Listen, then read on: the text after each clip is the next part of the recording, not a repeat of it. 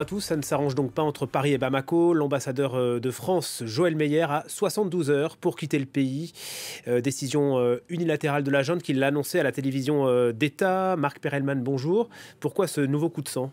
C'est tout simplement la suite de l'escalade verbale qu'on voit entre Paris et Bamako depuis quelques semaines. Il y a des tensions à propos de la junte, à propos de certaines décisions, la remise en question notamment de la force des spéciales Takuba, la force européenne.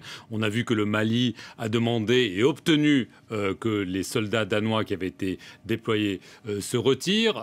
Suite à ça, Jean-Yves Le Drian a parlé de décisions irresponsables d'une junte illégitime. Et sur nos antennes, il y a quelques jours, le ministre malien des Affaires étrangères avait dénoncé du mépris, des insultes, et il avait affirmé qu'il n'excluait rien à la question précise que nous lui avons posée, à savoir est-ce que de telles mesures de rétorsion, comme celles qui viennent d'être prises, pourrait être prise. En effet, le pas a été franchi.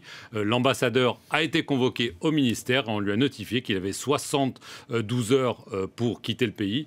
C'est donc clairement désormais une crise ouverte entre Paris et Bamako. Et la logique serait qu'il y ait une décision similaire, réciproque de Paris vis-à-vis de Bamako dans les heures qui suivent. Et la logique, la suite, c'est peut-être aussi un retrait militaire là, de la France au Mali. La question est désormais ouvertement posée. C'est vrai qu'il y a toutes ces tensions politiques, mais la question de la présence militaire française au Mali est désormais sur la table. Les autorités maliennes affirment qu'elles veulent revoir l'accord de défense avec la France, elles veulent revoir les accords qui ont permis le déploiement encore assez limité, parcellaire de ces forces spéciales européennes. Mais désormais, la question est posée et les autorités françaises ont affirmé qu'elles consultent les autres forces européennes pour savoir que fait-on. Pourquoi reste-t-on? Comment reste-t-on? Jusqu'où reste-t-on? Et surtout, jusqu'à quand reste-t-on? Donc c'est vrai que la situation sécuritaire demeure extrêmement volatile, mais les autorités maliennes affirment que désormais, elles ont l'aide notamment